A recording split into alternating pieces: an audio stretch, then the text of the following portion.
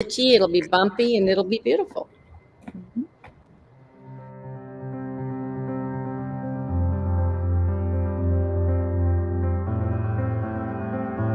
All It Takes inspires people to do purposeful action in the world.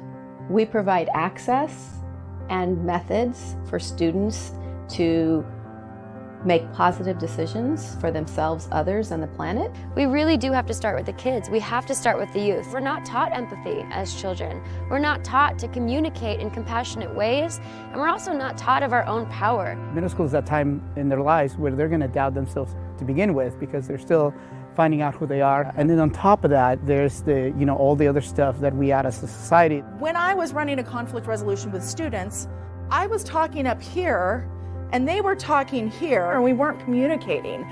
All It Takes gives us that common language to communicate, to problem solve.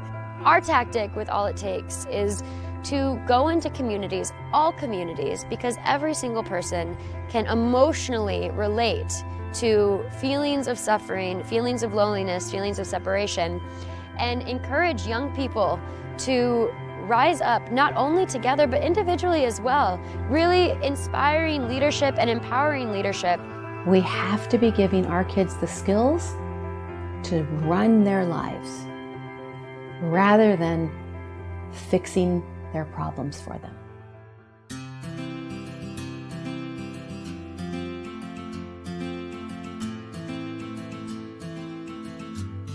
I want to be able to share something that has helped me in my journey, and it's something that I as well learned at All It Takes, which is embracing the unknown. All It Takes is different because we're not intervention-based. We teach proactive, preventative skills. If you do something the way you've always done it, it's more than likely that you're gonna get the same result. My first time being here, I didn't really know what I was getting myself into. It's crazy how much I was able to open up in such a short amount of time. We use such a simple framework: notice, choose, and act. Notice, choose, act. It's brought a lot of awareness to myself and just looking within before I can make change anywhere else. Activities, challenges, games, the trainings, they allow them to actually experience something in a way that they're also feeling it. One of my little ones, a little girl, she was so afraid. She says, "I'm afraid of heights. I'm so afraid of heights." I saw her standing 30 feet in the air. The look on her face was just priceless, priceless. I loved it. They are tough challenges. We want them to get a little frustrated. And then they realize, okay, well, how can I choose so that the outcome is the way I want it to be? And then what actions are we taking? And we actually let them take those actions. We get in groups and feel like we're at home with family. I honestly don't think that I am athletic, so when I try to do the activities, I'm thinking, oh, I'll just let them do it. And I felt like I could actually trust in myself. The people in my group could trust me, that I could trust them. I ask kids often if they feel alone, even in the midst of a large crowd. And almost everybody's hand goes up. We get into a group to share, and he, first of all, was the first one to raise his hand to share when he normally was the last. And when he went to speak, we had to give him a few minutes because he was going to cry, because he was literally like, I thought I was the only one. I thought it was only me who dealt with all of this. And then he saw all of the rest of the students, and he's like, this whole sense of compassion, understanding, and belonging that I don't think he ever gets. We might look different, we might come from different backgrounds, we might have different amounts of money in the bank, but we have way more similarities than we have differences. And if we are just, if we're just courageous enough to reach out, they realize how similar they are. It gave a lot of people the awareness that they had the right to speak up, that they had a voice. The CDC has the statistics on bullying and suicide, and the flags are raised. And now we have to do something about it. And All It Takes has a solution that can change the world for students across our globe.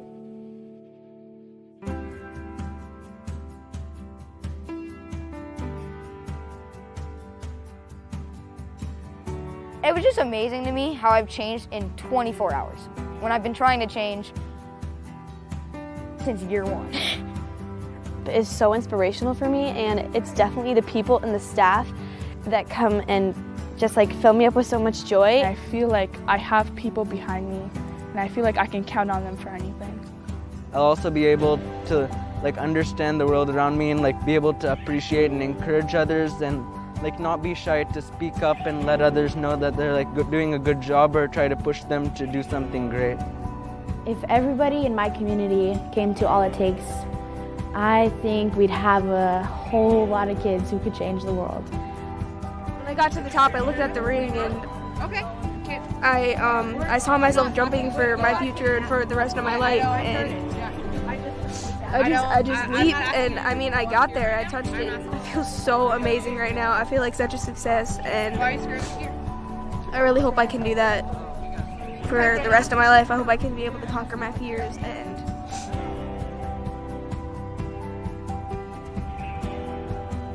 it is so important for us now more than ever to empower our youth with kindness, empathy, compassion, self-worth, self-love, and self-honor, so that as these kids grow into adults, hopefully they have a chance at a future that looks different. Our discussions this year have been deeper than I ever thought they would. They're pulling things out that I never thought of. It opens up to wanting to learn more. You're always trying to get your kids to work with each other, for each other. The high fives, the compliments that they give each other. I'm so glad this program came to our school. Once experienced, it opens your eyes, and it gives me a great amount of hope for our youth and what's to come. What people are teaching and learning here needs to be experienced by everyone at least once in their lives, because it is seriously one of the most impactful things and most beautiful experiences I've ever had. Prevention, proaction versus intervention and reaction is what we need to be doing. I ask that you take the opportunity to invest in our future by investing in our kids. Let's give them the skills today to prevent the issues of tomorrow.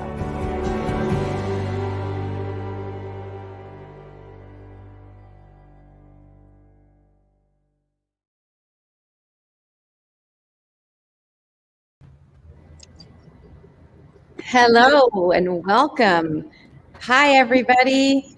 I'm Lori Woodley, a CEO of All It Takes, here to joining together Shailene, my daughter, Memphis from up in South Dakota, Jack from around the corner, Dr. Rossell from years ago, Lily from kind of around the corner too, and Vaishnavi from, man, so long ago. I just am so honored that you found us after so long. I want to welcome you to our Legacy, Bring Back Legacy program. That video, it's 2 years old, and we were unable to do a video last year, like so many people, with COVID and the pandemic affecting everybody. And you know, some of the words in the video were like, now more than ever. I guess maybe, Shay, when you said that, we couldn't have predicted that the pandemic was going to leave us with an even bigger now more than ever, right? A year of isolation, and you know, us not really being with people. And you know, I know some of you want to talk about that a little bit, and as we go through this evening and just share what Legacy has been. Legacy is the first program. It's our flagship program at All It Takes. It has been the catalyst for every other program we have.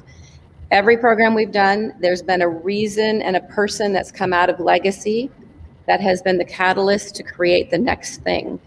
And so we want to talk about Legacy because it's the place where everyone, no matter where you come from, we want to invite you into Legacy. And in order for us to do that, we want to make sure that it's accessible for everybody to attend wherever we are in the world. Or maybe we create legacies in other places. So this evening, we're going to share just what Legacy's been for us. some of the hurdles we've overcome because of skills from Legacy, and just where we want to go next, because each of us has a legacy of our own to live that is unique and brilliant and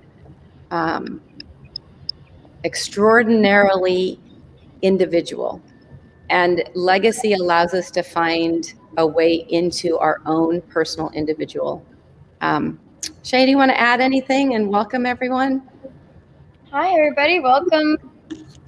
Happy everybody's here. And I mean, I'm just here to listen and learn as well. It's been a long time since I've been through this program, and I've seen so many people's lives affected, and I think that right now, as you said, more than ever, connection is really important. So I'm gonna let you guys have the mic and listen. Amazing, thank you. Okay, so what we're gonna do is let's just hear from each of you. How you're connected to All It Takes. So all of people watching, some people on our call tonight are pre All It Takes. So I was doing this work back in 1994, not as an organization called All It Takes, as a school counselor who was offered an opportunity in my first year as a middle school full-time counselor to attend an overnight experiential training, and my life changed in that moment forever. Because what I realized pretty young was that the way to impact others is to strike feeling, and to not just tell people things and not just show people things. Those two things matter, but what matters more is when we feel something. And I was able to do that by chance, by a job description and a task I was told, and it was the greatest gift I never knew I was going to get. That was in 1994. And since then, whether I was a school counselor or 10 years ago starting AIT, Legacy has been the thing that has evolved. And now, instead of being just on a school campus where I was a counselor, it's accessible for everyone, everywhere. And so let's just hear, who would like to go first and share a bit about your journey with Legacy? I guess I'll go first. Hi everyone, I'm Vaishnavi. Like Lori said, I was part of the pre-AIT group like 21 years ago, back in 2001, 2002, when Lori was my middle school counselor. And I had just moved to the US back in 2001, like around 9/11 time, moved like halfway across the world basically. So coming at that age where basically the whole lifestyle was just so different from what I was used to.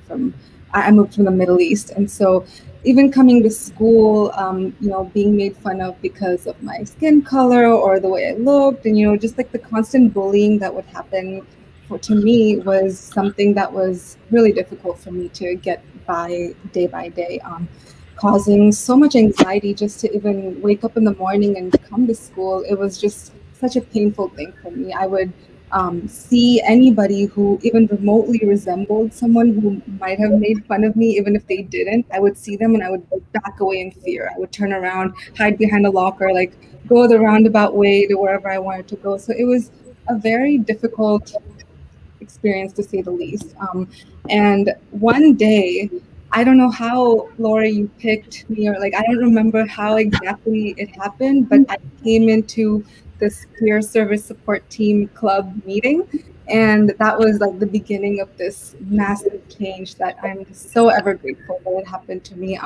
It made me realize that, everyone in that room, I have nothing to fear anybody, because, everyone looks different, and I don't have to worry about them judging me or them making me feel a certain way. Like, there's no reason to. Like, we did all these trainings together, we sat in a room together, we talked to each other, and I'm like, okay, wow, I can go talk to these people who look so different. This person reminds me of someone who bullied me, but hey, he's not doing that anymore. I'm gonna go talk to him, and I have courage to do that. And it was because of the trainings that we had, the trips that we went to in Calamigos Ranch, like all of those, basically those exercises that we did. That the one thing that really stood out was when we would stare into each other's eyes and we would try to learn a story from them. That was so empowering for me because it made me realize that, hey, you're no different from me. Why do I put you up in a pedestal and get so scared of you? I don't need to do that anymore. And just those little things have just stuck with me for so long, even to this day. And now that I have a nephew who is, around that age, he's 10 years old, and I'm starting to see what he's going through in school. And it just keeps reminding me of what I went through. And I just really wish this sort of program is just available worldwide so that every kid has this opportunity to feel confident and powerful and not have to be scared to talk to other people. Thank you so much for sharing that. And I just want you to share really quick how you found me again, because you just found me. Like, when I was middle school counselor promoted to high school, I rarely saw anybody again. And it's been 21, 22 years. Yeah. So, so one other person, her, Kylie, she and I often talk about, we're still really good friends. And she and I often, whenever we talk about middle school and we talk about PSSD specifically. And so I think one day we were just wondering like, oh, what is Mrs. Woodley up to? And then I basically looked you up and I found that you'd already started All It Takes. And it was just amazing to see the kind of work that you had done. So I basically just found you on LinkedIn and added you on LinkedIn and sent you a message. And now I'm here. That's how connection goes, right? Like, yeah, technology is, well, I think after this year in COVID, we've all found it to be both a curse and a blessing, right? Like it's a little bit of both. So, yeah. So thank you, Vaishnavi. Who would like to share their experience? Come on. I can go next. So before All It Takes, I found All It Takes in like 8th grade, like middle of my 8th grade year. And right before that, I was going through a lot of stuff, like at home, just a lot of family issues. And it was getting to the point where you just think, okay, a 13-year-old, everybody just kind of assumes they're like, oh yeah, they're kids, they're fine. But it had gotten to a point where I was feeling so alone that I was considering suicide at 13. And I remember before I came to All It Takes, I was like, give it a month. Give it a month. If it doesn't get better, we're gonna commit. And I went to All It Takes and I found this family, this like home. And then when I started going and I went the first day, I was like, I only came because my friends went, and I was like, well, it'll be something. I'm nervous. It was, something new. And I remember my mentor, she was probably the same age as I am now. And I remember the first thing she did was go, wow, you're going to do great. This is going to be great. And she just looked at me and was like, just had this like faith in me that I was going to have a good weekend and that I was going to do great in our activities. And I remember making friends instantly, and I found this home and these connections with other people that I didn't feel 24 hours before that. And to be fair, I don't think that if I had gone to that camp, I would not be here today. And that's why I go back now. I want to be that mentor for somebody. I want to make those connections with people and give people that hope. And I think this program does that for kids. I think it's very like inspiring. You go there and maybe before some kids aren't feeling as loved or as strong. And through our activities, through just the staff alone, you leave feeling like, wow, that was amazing. I'm amazing. I'm going to go do amazing things. And I just want everybody to experience that. All the middle schoolers that I've seen now, I just want to hug them and make them feel amazing and make them feel confident. And when they leave and they'll come back, I've seen kids that I've worked with, they'll come back a year later and they're like, oh my gosh, I want a mentor. How do I sign up? I want to do that too. And I just think it's so important that everybody gets to find that passion. And I think All It Takes does that for a lot of people. And I just want everybody to experience it. I love all the kids. I just want all the kids to feel that love and that hope that Legacy brought me when I was 13. And Lily, what is something you've done since then that you don't know that you would have done before? Like, I'm just so inspired by your story, and like you and I connected ahead, and I didn't hear this story, so this is new for me hearing it right now. Well, since then, I've joined programs at my school. I got my first job, which was scary. I volunteered in Mexico with other kids, which I didn't think I was going to do because I didn't see myself having that influence and like feeling like, oh yeah, I can make an impact on somebody else. And so I've done different volunteer trips, and coming back as a mentor is always something that I look forward to. And I don't think I'd have those abilities and those social skills as well if I didn't attend. Thank you. Amazing. Thank you. Who else? Who wants to be next? Okay, you don't gotta push me. I'll do it. Okay. My name is Jack, and I'm 19, currently going to Cal State Fullerton. I originally went to All It Takes. I was in 8th grade, so that was a hefty little period of time ago. I was probably 13 back then. I remember when I first went to that camp, it was more because I was like, oh, I don't got to go to school for 3 days. Oh, yeah, I'll go. And then I went, and I ended up changing my life in a lot more ways than I thought it could. I learned countless amounts of communication skills that I never thought I'd be using today. And I learned one particular thing that has helped me through a lot of rough situations, and it's just the concept of taking one more step. All it takes pushed me out of that comfort zone that I needed to get out of, and it continues to push me out of it today. And I appreciate it so much. And I remember the first time I found out that I could be a mentor the next year, I was like, dude, I got to do that. And the very first year when I didn't really push myself as much as I needed to, each year I got to push myself more and more. And it's made so many amazing things happen in my life that I didn't think I could do, especially with the communication aspect. I've been able to really connect with a lot more people than I thought I could. And when I became a mentor, I was able to help kids do things that I didn't think I could help them do. Talking kids through the ropes course gave me the passion for wanting to help people. And then it pushed me to do an EMT course over in my high school. So I'm looking towards the medical field because of All It Takes. And it's just helped me in so many countless ways. I never thought I'd be able to go on a roller coaster because I was always scared of it. I remember doing the ropes course at All It Takes, and all the kids, everyone was like, yeah, let's go. I'm so excited. And I sat there like, I'm going to die. I was dreading it pretty much the entire day. And the very first time I went, I didn't go on a single thing. Each time I went after that, I did something, and I pushed myself just enough. And I remember one particular mentor looking at me and said, hey, just take one more step up the ladder. Just one more step. And it ended up putting me on top of the D course. I remember that one, where I had to have a partner and I had to help them up too when I was like shaking myself.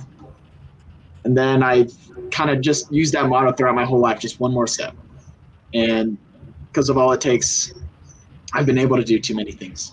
And I would love for people to be able to get that same experience. And now you're riding roller coasters, right?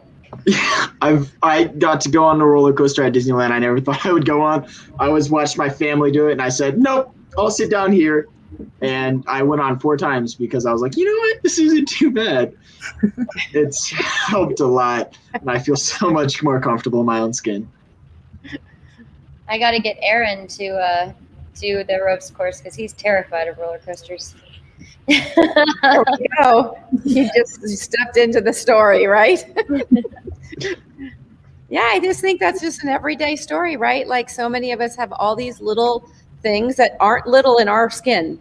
They're huge in our skin, but they stop us from things. And so when we feel courageous enough to take that one step, Jack, that you talk about, it's really powerful. We have parents we deal with who have 14-year-olds who won't order their own food in a restaurant. And that feels simple, and yet it's so real for so many families. It's a big deal. And so if we can step one step at a time, further than we believe we can do, or that we're most comfortable. Like, I think we have to step a little outside comfort too, but what would happen in our world if we could all step that little bit further? Right? I mean, you guys are showing that. Who else? Memphis, are you ready? Yeah, I was just about to go. I'm ready. Well, my name is Memphis Yellow. I am 19 now, and it's been over a year since I had my experience at AIT. Funny thing is, my very first time flying and doing this whole thing, I was so excited. And when I got back, COVID hit. Like, as soon as I got back, COVID hit, and all these skills I gained, like the rope course. Oh man, everyone keeps talking about that, but that is like miracle worker. I'm a pretty confident person, I like to think, and I don't have many fears.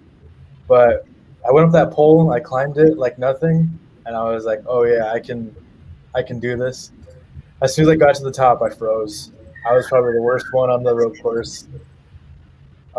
Most confident, just kind of diminished. But I was at the top, and the mentors that were holding the ropes, they just kept not pushing me, but encouraging me. They just kept encouraging me, and I wasn't moving. I was like, oh, sorry, I'm going to die. Like, I'm not moving. What are you talking about? Like, I can't do this. But they got me through it, and I went through with like a butt scoot. That's the story, but it's kind of embarrassing how I went through, but I did it. And as soon as I got to the end, that confidence came right back, and it was like an insane rush. That taught me to be a little bit more mindful. I jumped in it, thinking I could do it and everything, and it wasn't what I thought it was. But and also when I was there with Lily, and that was my first time going, and Lily has done this a million times, and it was what's the one where we stare in each other's eyes. I think Vaishnavi was talking about that.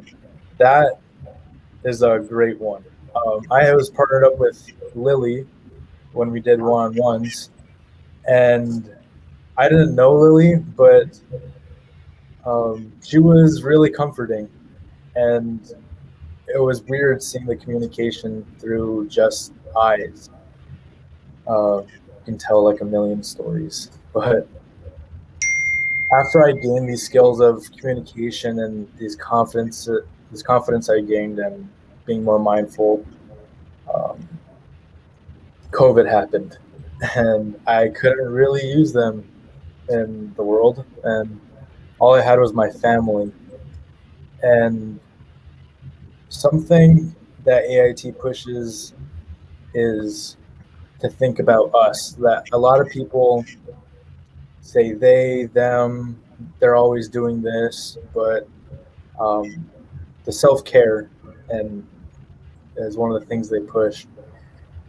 And talking to my family was just way easier. And we did these good medicine calls that was like an AIT experience, but online through voice chatting.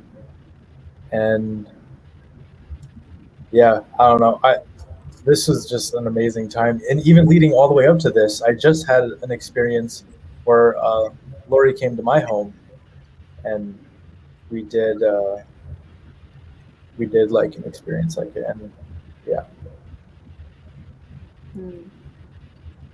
It was beautiful to be able to come to visit your space and your community and be up there and work with you. Thank you, Memphis. Yes, it was. It was awesome. Yeah. Awesome. And so Lily in Memphis, I had no idea. We work with thousands of kids, and I don't honestly have it in my brain which people and which students and youth are in which program. So I had zero knowledge that the two of you were ever buddies in a program together. So that was a nice surprise to see. You're sitting here on this call. I had no idea. And then, everybody talks about the staring. It's, the eye contact is a way to communicate. And sometimes, in fact, many times, maybe no words need to be spoken in order to still share heart space.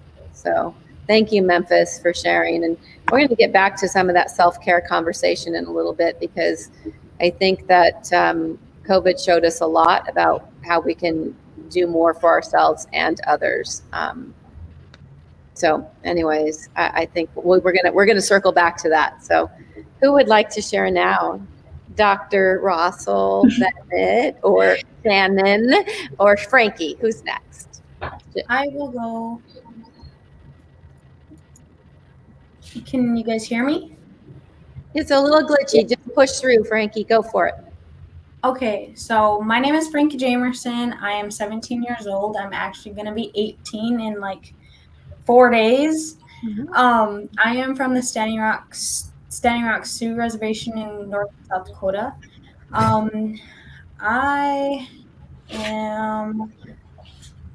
I experienced AIT through Legacy in 2018, I believe. 2018 or 2019? 2019. 2019, yeah, 2019. And I only went, that was my first time. I went there kind of, I guess you could say, like at a later age than whenever I got into my team, everyone was like, how old are you? And I would tell them like, I think I was 16. I'm like, I'm 16. And they're like, you're not a mentor? Why aren't you a mentor? And I'm like, I don't know. Like, this is my first time coming. I had no knowledge of what AIT was. I knew of Lori and Shailene because of the No Dapple that happened here on my reservation in North Dakota. So I went there and I had no idea like what the age requirements were, nothing. So like my relative brought me there and he was just like, oh, come on, you're really good in leadership stuff at home and I want you to experience this, So I went there and I'm like not knowing what to expect. And I'm like, oh, okay, it's going to be like this real awesome thing, And we boarded the plane and right when we got on the plane, we got a call that some of my classmates actually got in a car accident. And all of them were like really like seriously injured. All of them were in the hospital. And so I had this like rush of like worry and my whole like exciting feeling went like just down the drain and I was like not excited. I just wanted to get off the plane and not go. And I'm like, oh, I'm going to miss like all this stuff. And what if something else happens, and on the way to California, I'm just like worried and I finally worry myself to sleep, right? So I get there and they're like, I don't remember getting told that, I do remember getting told that our phone's going to get taken away. And I'm like, at first I'm like, okay, so our phone's going to get taken away. And I was good, like post getting on the airplane and hearing all the stuff that just happened, And I'm like, I get there and I'm like, okay, I got to figure out a way to hide my phone. I'm like, there's no way I'm giving up my phone. It's just not the time. I'm not doing it, like I need to hide it somewhere. And I'm like, just trying to figure out how to hide it. And I'm like, who is this? I'm not somebody that's going to lie. And I'm not somebody that's just going to like hide it. Like I can't do that. I have stuff going on at home, but I'm not going to hide my phone and get myself in trouble, So I was like, you know what? Okay, I'm not going to hide my phone. So I turned in my phone, and that's probably one of the best decisions I made being there because when I got there, we got into our teams. I had no idea we'd be split up like 100%. I had no idea that was going to happen. And that happened when we got there and everyone that I went with, I knew every single one of them. I got there and I knew nobody in my group. Like I had no idea who anybody was and none of them were from like North and South Dakota. So I was just like lost. I was completely lost. I had nobody, right? And then I ended up butting heads with like the main mentor in my group. and I just gave her heck, and I was so upset with just everybody because I couldn't get on my phone and check on my friends at home. I missed my mom. I missed everybody at home.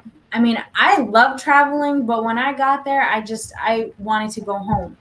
And I was so closed off to just experiencing AIT. And I wanted nothing to do with it. And then I don't remember what happened, but I got in some kind of trouble or something happened so that Lori talked to me, and she brought me back into the group and discussed stuff with me, and I ended up being welcomed back into the group. And for me, that was kind of like a game, like a life change, I guess, because like not a lot of the times when like you, I guess you can say, overstep and like disrespect people, like not a lot of the times you're not going to get a second chance, and I had the second chance to get back into my group and get back into the experience. And I'm glad that I did, because during that time I got to experience I think it's called cross the line, or the line experience, where we're on one side of the line, and then if Lori asked several questions, like, deep questions. And if it happened to you or you felt that type of, you walk across the line. And I opened up and just let it all go. And everything that I had in my heart that I've been like holding for so long, like I didn't care who seen me go across the line. For me, I went across the line for myself and for like peace for myself, and walking across the line and looking at who else walked across the line with me during that experience, like during that same like difficult time in my life, that literally changed me. And it made me feel so like, it just made me not feel alone anymore. And it opened in a way that I've never understood that I could, and to this day, I look at everyone just completely different. Like I went there just this selfish 16-year-old and know-it-all and wanting to be like this popular girl and hiding everything that I ever went through. And after that experience, I seen everyone different. Like I realized what people meant by people hide stuff behind their smiles. One of our mentors, he was just this really like just this guy that was so happy, and like you could not tell anything bad happened in his life, like not one bad thing, like you just could not see it. And when I walked across the line, he walked across the line multiple times, like when I did, for things that I had no idea that another race, like privileged kids, could go across. I thought it was just like a reservation thing that we go through, and it's like a South Dakota, North Dakota thing. And like way down in California, they were walking across the line through the same thing, and I ended up like staying in contact with my mentor because, he helped me so much and I learned so much from him, and he gave me so much like support and courage. And like just experiencing that changed my whole life. And it made me look at like my relatives that I butt heads with every day of my life. I looked at them like a complete different way. And I came home like telling my mom, like, hey, I learned this at AIT, and I think it might help us, because I was butting heads with my mom like all the time. I was always getting into little arguments and just disagreements with her. And I was like, hey, like I learned this at AIT. Let's try to do this to communicate better, and let's try to do this to understand each other better.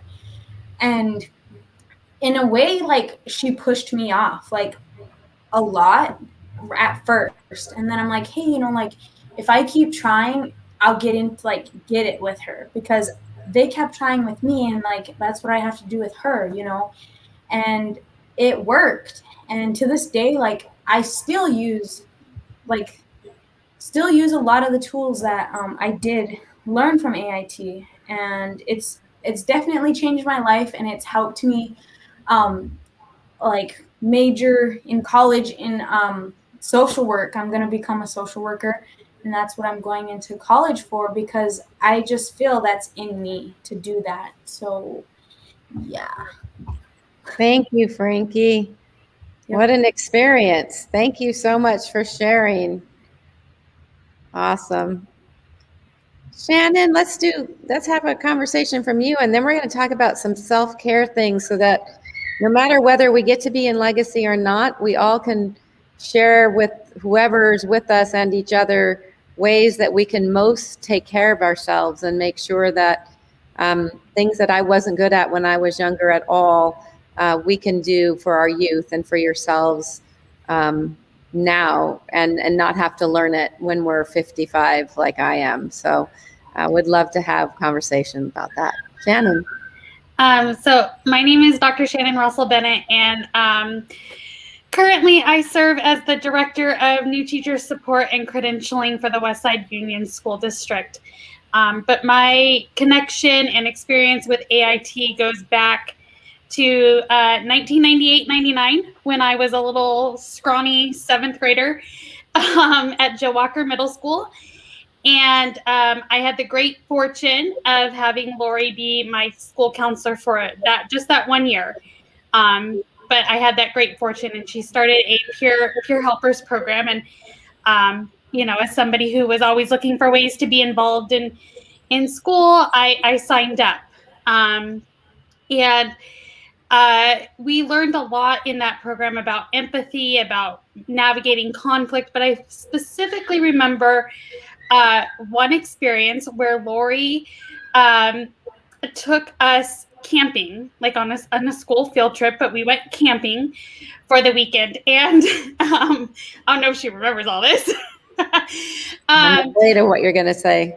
And we did a lot of the activities that I see done at Legacy.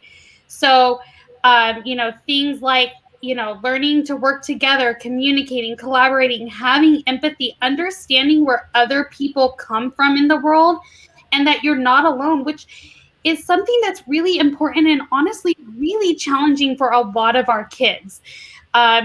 I remember I was always a child who was very self-sufficient. I didn't need anybody else to help me. I was, you know, all of like 4'6", and I didn't need anybody else. I was going to take care of it myself. And we did a trust walk, and it was like dusk time, but we were all blindfolded. And we did this like trust walk through the desert, or through the wooded campground. Well, I didn't go camping, number one. And number two, I was like, I'm not like walking anywhere with a blindfold on my face. You must be out of your mind, Woodley, not happening.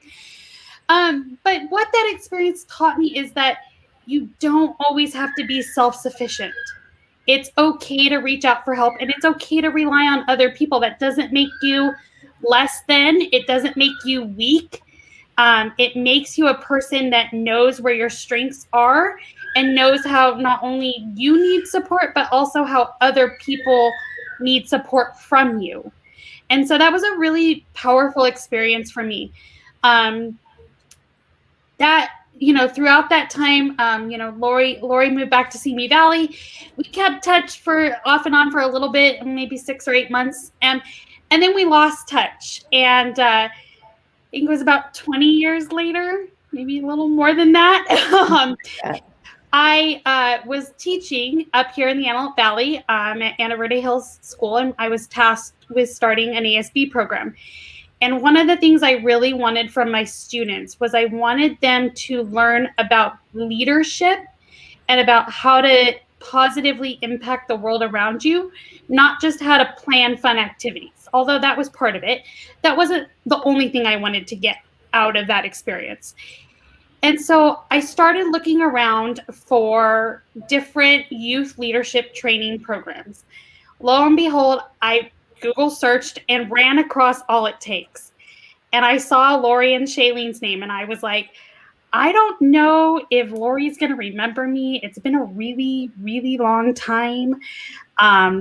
I think I look the same, but I don't even know if she's going to remember me. And so I reached out to her through a mutual contact we had, and lo and behold, she did remember me. And we were so fortunate enough to be able to bring my group of ASB leaders that year to Legacy Camp, and I got to see it from a different lens. I knew how her programs had impacted me as a child and how I carried that impact into adulthood. But to see it done through my students' eyes was completely different. I watched kids that had never been outside of the Antelope Valley, who were terrified to sleep away from home. Honestly, they were those 14-year-olds who didn't know how to order their own food. Just blossom and grow and start to find their voice and start to figure out that they're not alone in this world. And I think that's one of the biggest things that this program gives our kids is it gives them those communication and those empathy skills, but it gets them to understand that they're not alone in the world. When we look at the statistics on bullying, on youth suicide, those kids feel alone in this world. They feel like there's nobody else that understands them. Every kid needs to go through this program so that they understand no matter what they're going through, you're never alone in this world. And so I took that first group of kids. I infamously tell a story that I learned a very important lesson that weekend as an adult. Never commit to something that you're not willing to do. So I had 2 students who were deathly afraid of the ropes course. They were not going. They were not going to put the harness on. It didn't matter what you said. They weren't going to do it. Got them to put the harness on, and I said to them in my attempt to get them to step outside their comfort zone, well, if you do it, I'll do it. That was my first experience into being held very accountable as an adult by a group of 7th and 8th graders, because sure enough, we got them up there and we got them to do it. And then they instantly came right over to me and said, okay, you're up, Miss Russell. And I was like, oh, no, I'm good. And I remember locking eyes with Lori from across the ropes course. And she was like, you said it, you gotta put your money where your mouth is now. And I did. And what it taught me is that as an adult, those relationships you have with kids matter. They need to see that accountability from you as well. In subsequent years, I've had the great fortune of continuing to work with AIT and continuing to watch not just students from my school, but students from across my district, including Jack, get to come and experience the magic of this program. And just to watch the way it has transformed our campuses is amazing. It's incredible. I can't even quantify it. I have students still who now that group of 7th and 8th graders are now sophomores and juniors in high school or in college. And they'll still, they have those struggles just like anybody who's growing up. And what I notice is they use not only the skills they learned from Legacy, but they use the skills that they know to reach back to other people. So they'll reach back to people who went through it with them. They'll reach back to me to get that support because they don't feel alone. And, one of the things Lori and I have since talked about in subsequent years is how have you continued? I'm now 35. I have a doctorate. I'm a new mom. How have you continued to use these skills? And one of the things I have shared with her recently is I don't know that I would have gotten through this last year with COVID and a new baby as successfully as I did without some of the skills I learned from AIT. And one of the most important ones I learned was not only to be clear and concise and open in your communication with other people, but really to reach back out when you need that help. And I think that's so important. And I would just encourage anybody watching to please, from the very depths of your heart, consider giving to this program so that all of our students can experience this. Some of our most needy students who really need this experience don't have the funds, and they won't be able to have this experience without your support. Thank you, Shannon. I really appreciate what you just said too about the last year. And Shay, I wanted to bring something to you that I've heard you say a few times that I just appreciate so much. And that is like healthy people don't hurt each other, right? Or healthy people don't hurt themselves. Healthy, self-balance, people who feel their self-worth, thrive and glow and find joy. And I just wonder if you want to talk about that a little bit, about the legacy piece, but also just coming through COVID, and what did the importance of taking care of ourselves first. And as your mama, that wasn't always my best thing that I modeled for you and for Tanner and the world. That's not something that I knew how to do for a long time. When you take care of yourself, when you put yourself first, I think whether it's through religion or institutions or society or conditionings, we're taught that it's selfish to put ourselves first and that it's wrong to put ourselves first. But when you don't put yourself first, you end up projecting all of your SHIT onto everyone else around you. And you project your pain and your trauma and your grief and your anger onto them, instead of having a vulnerable conversation with them and just saying, hey, I'm hurting right now, and this is what I need, because you're able to communicate honestly with yourself and know where you stand in any emotional moment. And it's a process. I think it's a lifelong journey to stay committed to self-care and stay committed to understanding where your thoughts come from, and what thoughts are your own and what thoughts aren't your own. What are the thoughts of your friends or people around you or social media or society that says we should act a certain way, we should think a certain way, we should be afraid of certain things, we should feel disconnected from those around us. That joy is something that only certain people get, and joy is something that, is something that's outside of us. And one of the most beautiful things I've ever experienced was when I was in India. I had a mentor out there, and I spent like a month living with him on his floor, basically. And he said to me one day, he was like, everybody in the West, all you people in the West, you think that happiness is something that you have to try and get. He was like, happiness is the sky. It's always there. And sometimes storm clouds come in and you look up and you can't see the happiness, but this happiness is still up there. There's just a storm between you and the happiness. And it made me, like, every time in my life when I find these moments of like extreme grief or depression or anger or sadness, I think to myself, well, the sky is still blue up there, but all I'm seeing right now are thunder clouds. So what do I need to do to help this storm pass? And how do I take care of myself instead of projecting all of my things onto other people and making them miserable like I am in order to make me feel better? And I think that, one thing that we're taught is either to suppress your anger and not express it, or to express your anger as other than, and not take responsibility for some of the emotions that we're experiencing. And the biggest and most profound changes in my life have come from moments when I experience like anger or negativity or whatever it is. It's not about getting rid of these things, but it's about being able to say, I'm feeling this, and these are what my needs are. And if you can't provide them, like, that's cool, that's on you, but I'm telling you what my needs are. And now I get to make an empowered choice on whether I want you in my life or not, whether like I want this person as my friend, as someone I trust, as a confidant. And I think the hardest thing in life actually is getting to the place where you look at the friends around you and you realize, oh my gosh, I don't actually have a lot of things in common with these people anymore. I don't actually have a lot of things in common with some relatives of mine that I thought, I was really close to because they're family. And aren't you supposed to always be there for family? And really taking the time to self-assess and realize like what makes you feel the most centered and what brings you the best worth.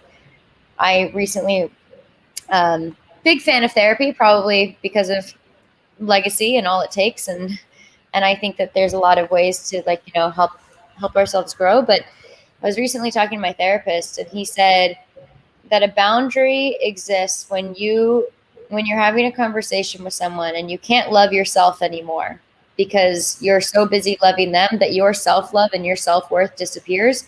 He goes, that's when a boundary is needed.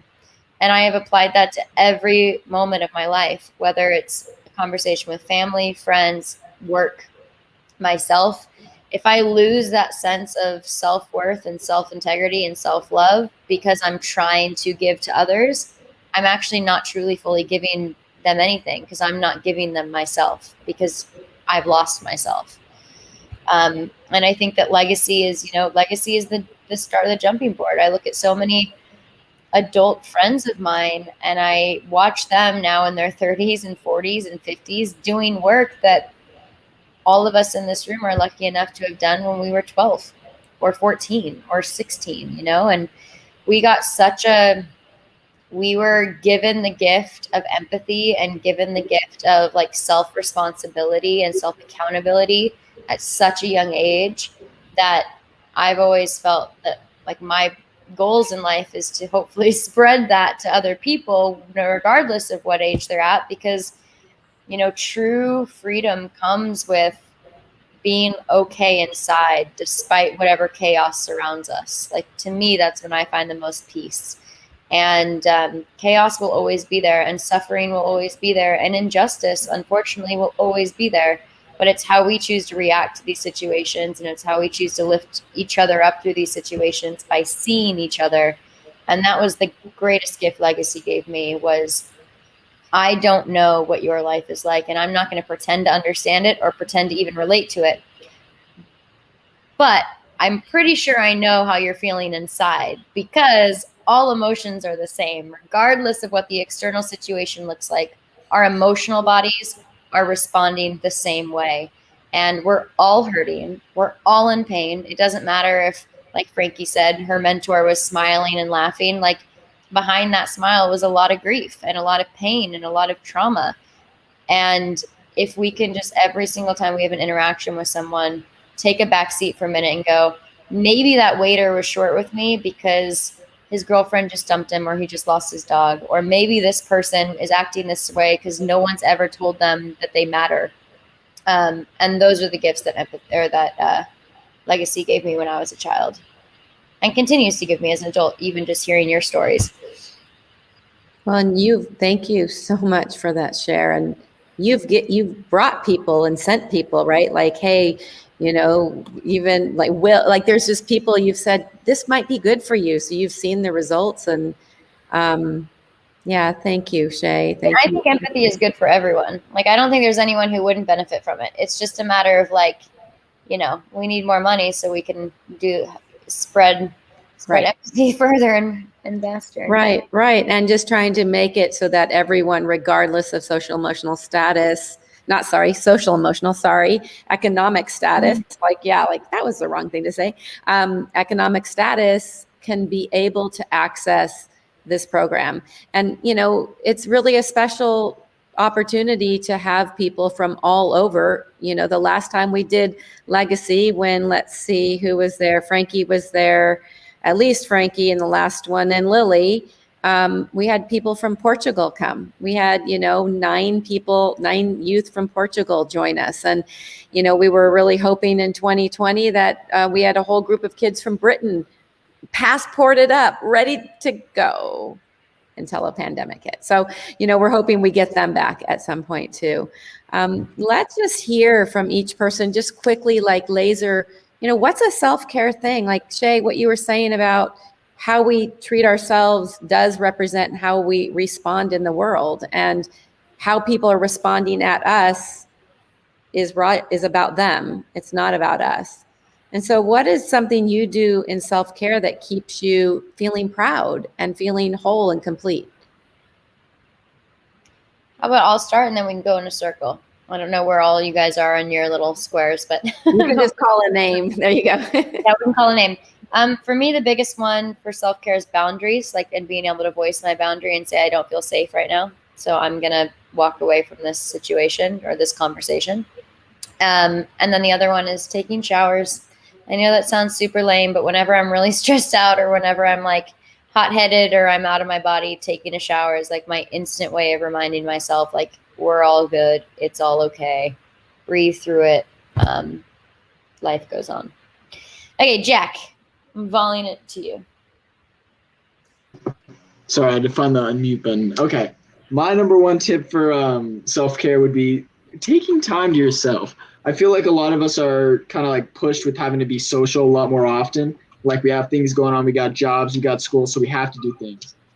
I realize that I think a lot, and sometimes I just need to sit in my room, go for a drive or go for a walk and listen to some music so I can think and process my emotions, be able to like make myself feel better before I present myself out in the world. Because I don't want to go out there being like, no, I'm not happy today.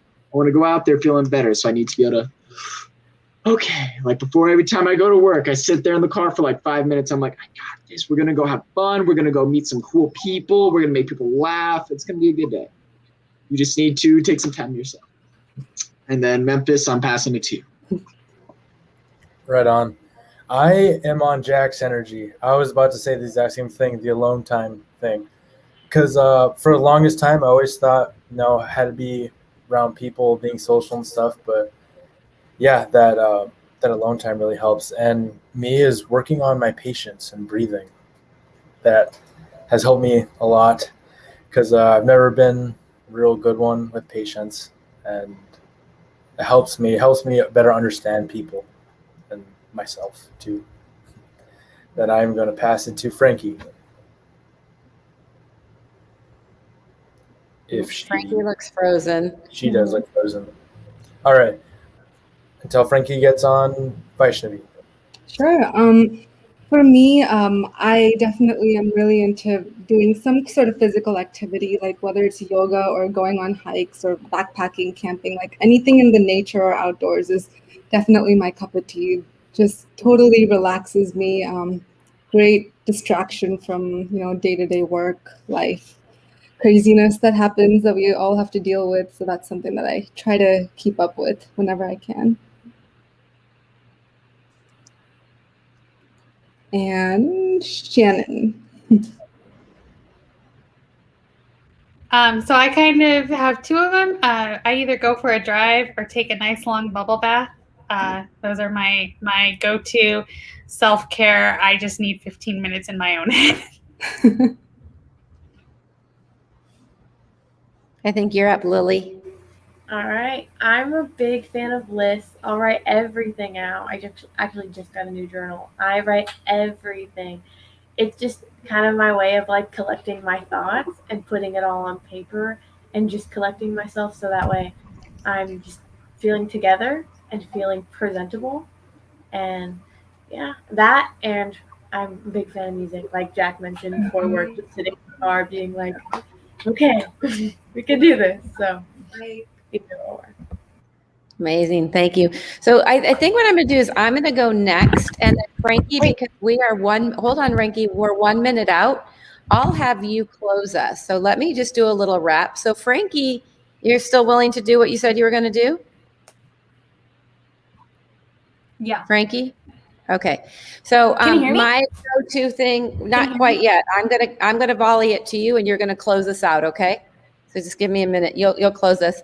So for me, I like to get my hands dirty in the dirt. You can ask, like I've probably harvested 50 cucumbers in the last few days because I like to play in the garden, and literally weeds are a thing.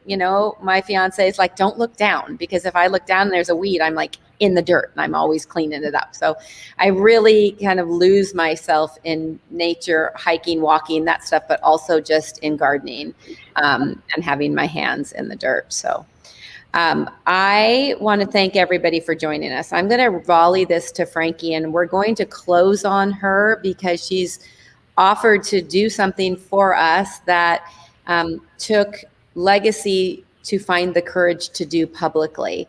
And so she offered to do this, and I just checked with her. So thank you for joining us tonight. Thank you for listening to the stories of Legacy, to these amazing humans. There's 8 of us, and I'll include me, right? All of us matter. All of us have worth. All of us have a legacy to leave. But first, before we leave a legacy, we get to live a legacy. We get to live into what is our purpose and our promise to ourselves and each other and our planet. It needs us right now. And I really think that finding our journey in confidence is a great gift that we can offer our kids. And anything that anybody would be willing to, donate in, help us bring back legacy. It is going to be hard to bring it back. Every price went up. COVID changed everything, but it doesn't have to change our humanity. And it doesn't have to change our long-term impact with compassion and empathy and self-worth and, who we are as people. So thank you for joining us. Thank you, Shay. Thank you, Vaishnavi, Lily, Shannon, Memphis, Jack, and Frankie. I'm going to volley to you. What's your one self-care thing? And then sing us out, girl. Thank you so much, everybody, for being here tonight.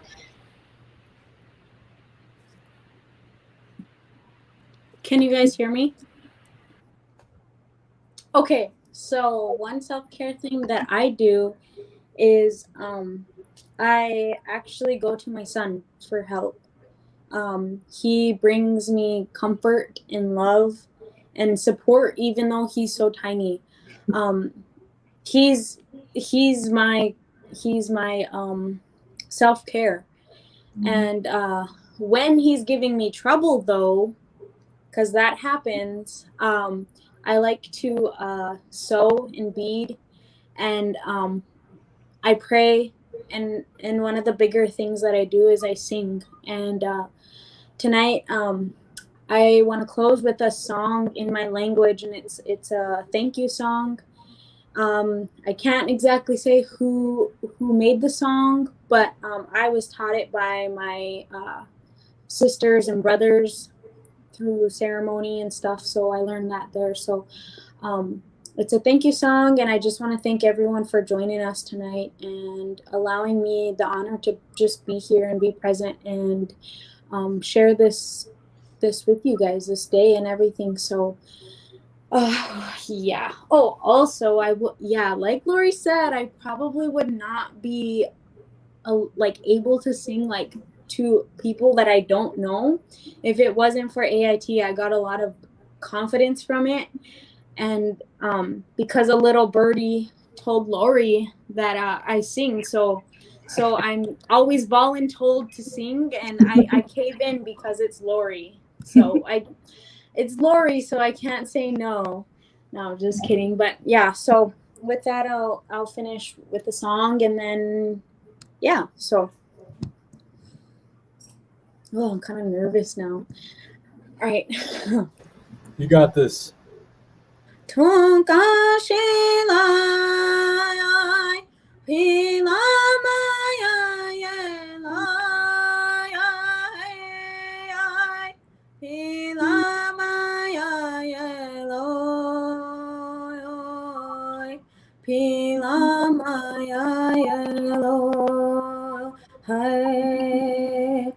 Chanu pakile you ha ha ye la ye la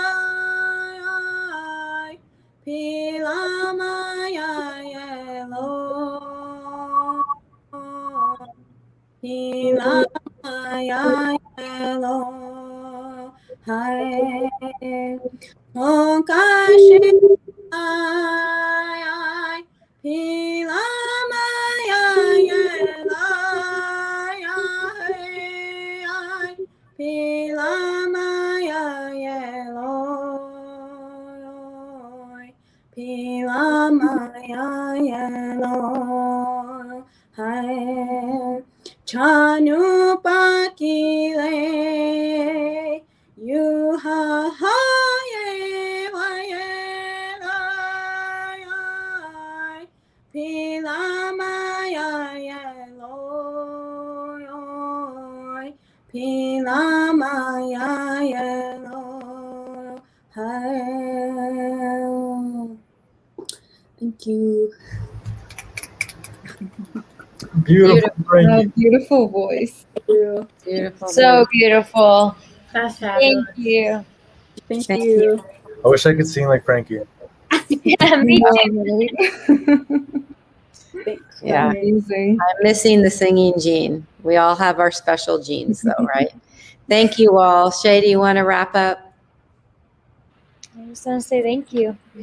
That's it. Yeah. Thank you, everybody. Thank you for joining us. And if you've been watching us tonight, thank you for giving us a part of your evening. Much love to everyone. Thank you. Good night. Bye, everyone. Good night. Bye. Bye.